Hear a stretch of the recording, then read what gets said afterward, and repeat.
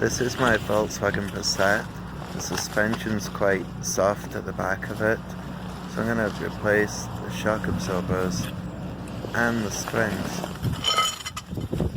Just going to crack the wheel bolts loose first before I lift the car up, all the wheel bolts. Once I've done that, I'll lift up the car with the jack and put the jack stand under the back of it in case it falls. And take the wheel right off the car. I've got 2 bolts at the top.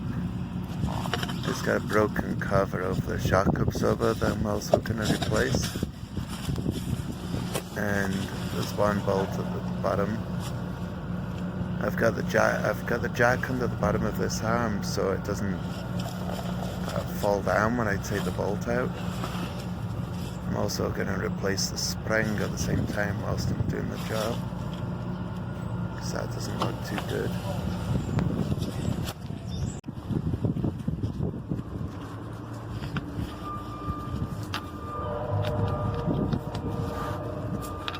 It's 16, 17. Okay. The pliers for the end of it.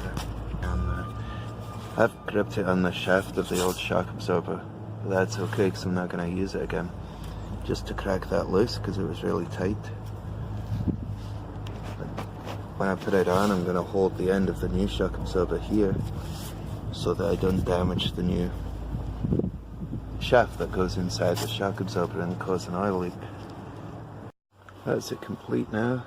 Put the cap back on to save the threads in case it needs to come off again. This one looks a bit different the way it sits compared to the old bits.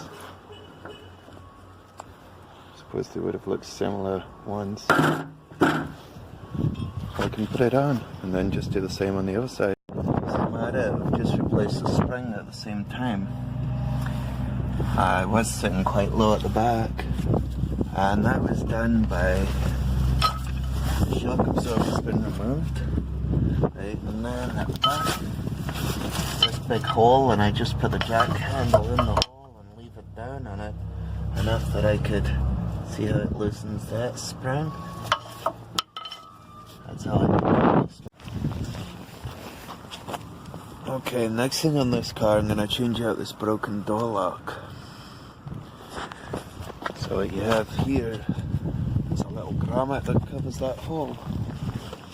And the grommet looks like that. I've pulled it out. Inside there's a Torx 20.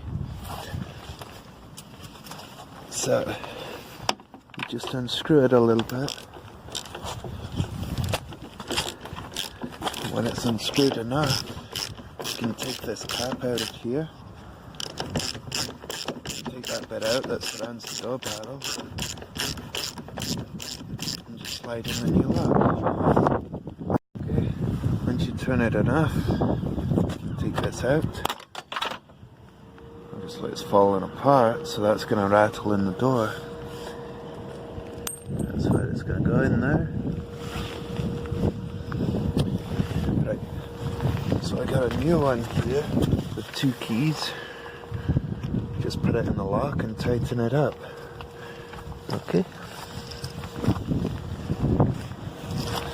So basically I'll just go in like that. And tighten that screw up that's on the side. Right there.